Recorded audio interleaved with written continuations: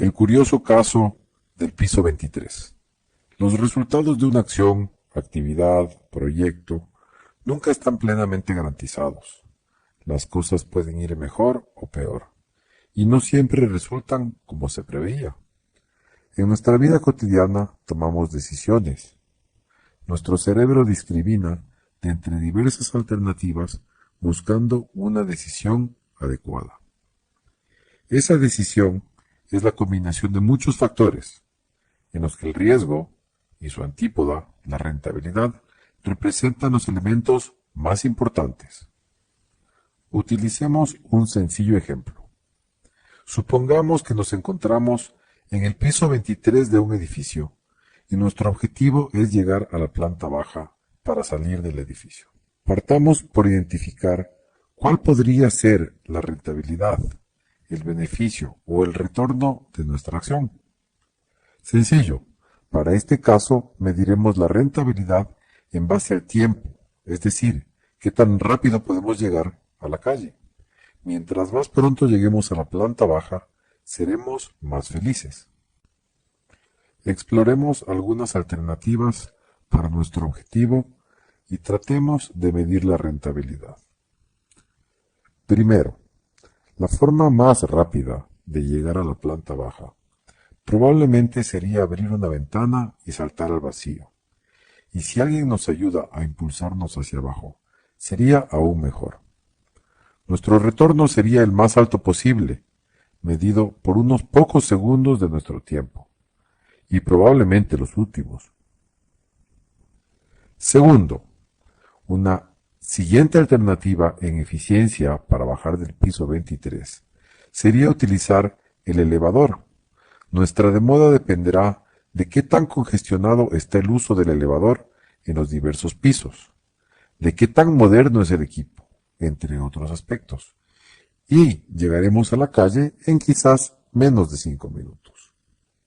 Tercero, otra alternativa podría ser utilizar las escaleras.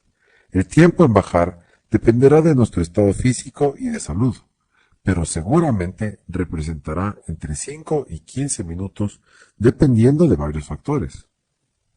Una última alternativa sería no bajar, y por lo tanto la rentabilidad de nuestro objetivo sería sencillamente cero. Con esta información sobre la rentabilidad para cada alternativa, ¿tomaría usted una decisión basándose exclusivamente en la rentabilidad? Jamás.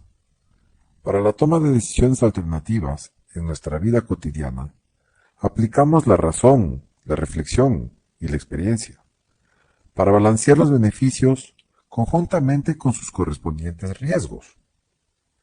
En la vida real, nuestro cerebro, de forma automática y sin darnos cuenta, los identifica y valora.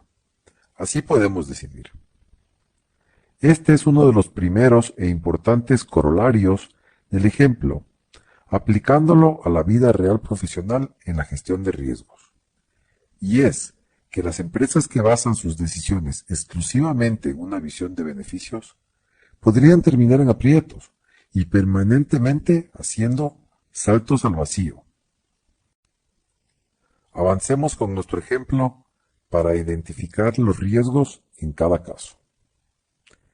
Exploremos estos riesgos empezando con las alternativas de atrás para adelante. En el último caso, el número 4, de no hacer nada, no tenemos riesgos, pero recordemos que no cumplimos con nuestro objetivo, es decir, nuestra rentabilidad fue cero.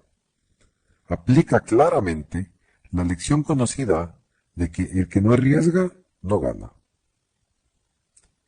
Al bajar por las escaleras, en la alternativa 3, los principales riesgos podrían ser un resbalón o un accidente, que encontremos puertas cerradas o bloqueadas, o que perdamos nuestro camino, sin olvidar el desgaste físico incurrido.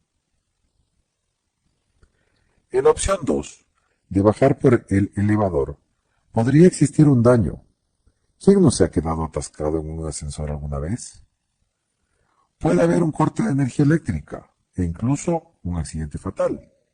Y tampoco olvidemos la innegable incertidumbre de que vayamos en un ascensor de lechero, de esos que paran en cada piso.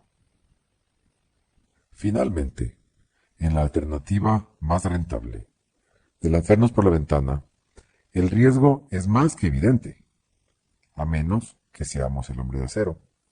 Pero sabemos que Superman no trabaja en riesgos. ¿Decidimos?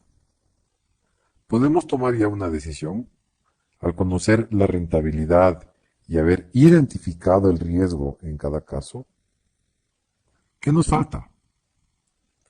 Para ser objetivos, falta medir, dimensionar, cuantificar esos riesgos. Un evento de riesgo se cuantifica utilizando dos indicadores fundamentales: la frecuencia o probabilidad de que el evento se concrete y, por otra parte, la magnitud, impacto o incidencia que tendría el evento al producirse. Revisemos nuevamente las alternativas en nuestro ejemplo para el dimensionamiento de los riesgos. En la primera alternativa, de saltar por la ventana, la magnitud del daño es la pérdida de la vida, y la probabilidad de que ello suceda, sin mayor duda, sería del 100%. En el caso del elevador, podríamos medir la frecuencia de cada uno de los posibles eventos de riesgo con relativa precisión. Por ejemplo, con qué frecuencia se corta el flujo de energía o hay un desperfecto en el ascensor, entre otros, utilizando para ello evidencia histórica o pasada. Es muy probable que no tengamos mucha idea de estos valores, pero podríamos recurrir a expertos que sí lo tengan, como el fabricante de los aparatos o en la administración del edificio. Asimismo, podemos dimensionar la magnitud del daño causado por estos eventos o problemas, como podría ser la pérdida de tiempo, los gastos médicos por un accidente, la angustia de un encierro en el ascensor. ¿Qué tal si somos claustrofóbicos? Al bajar por las escaleras, podemos aplicar el mismo procedimiento de análisis. ¿Con qué frecuencia hay accidentes en las escaleras? ¿Y cuál es el tamaño del impacto de los mismos? En el último caso, de no hacer nada, la medición es innecesaria, pues los riesgos sabemos que son cero. Ya sabemos, para cada alternativa, la rentabilidad o beneficio y conocemos cada uno de los riesgos y los hemos medido en base a su probabilidad e incidencia. ¿Cómo decidimos? Necesitamos un punto de referencia para saber qué combinación de riesgo y retorno es aceptable para nuestros valores interiores. Por ejemplo, hay personas que prefieren las escaleras antes que subir en un elevador muy antiguo. ¿Alguien en sano juicio podría plantearnos que nos lancemos por la ventana? Ese punto de referencia al que nos referimos es lo que se conoce en el ámbito de la gestión de riesgos como el grado de tolerancia o apetito por riesgo. Esto lo define, en el caso del ejemplo, las preferencias, expectativas, miedos, experiencias y hasta sentimientos de cada persona. En un negocio, en cambio, esa directriz tiene que venir dada por el gobierno corporativo, es decir, por los accionistas y directores. Se necesita eficiencia en ese mensaje al equipo administrativo. Necesitamos saber si nuestra organización es de las que baja por las escaleras, lo hace por el elevador, si es tan conservadora como para llegar a no hacer nada, o tan arriesgada como para considerar lanzarse por la ventana. Pero aún hay más elementos que podemos también expandir con nuestro ejemplo. Supongamos que somos los miembros del comité de riesgos de una institución y que la alta dirección desea de manera casi obsesiva hacer un negocio muy, pero muy rentable. En el caso del ejemplo, los accionistas nos manifiestan que prácticamente quieren lanzarse por la ventana. ¿Qué debemos hacer? Para empezar, como área de riesgos no somos policías, que debamos impedir que esa acción se haga. En riesgos somos aliados estratégicos para la toma de las buenas decisiones. Nuestro trabajo sí es el de levantar alertas, advertir inconvenientes, pero al mismo tiempo tenemos la obligación de ofrecer soluciones y siempre explotar nuestro sentido común y creatividad. Aplicándolo al caso del piso 23, si queremos mitigar el impacto que genera la muerte, y siempre usando un poco de las metáforas y pretender llegar a un humor negro, una alternativa es mitigarlo con un seguro de vida, por ejemplo. Otra alternativa sería utilizar un paracaídas, un colchón de aire que amortigüe la caída, fabricar un tobogán, etc. La viabilidad, costo y beneficio de cada una de estas medidas de mitigación y control de los riesgos debería ser sopesada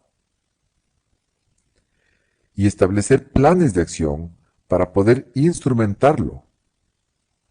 Si a pesar de dicho ejercicio se concluye que no es conveniente aceptar los riesgos residuales, es decir, luego de que apliquemos controles y mitigantes, cabe entonces presentar de forma justificada una recomendación de abandonar la idea de dicho negocio. Este ejemplo nos ha permitido aplicar de manera amigable los principios de la gestión de riesgos y tiene como propósito que todas las personas que realizan negocios puedan aplicarlas de manera también sencilla y natural en su cotidianidad.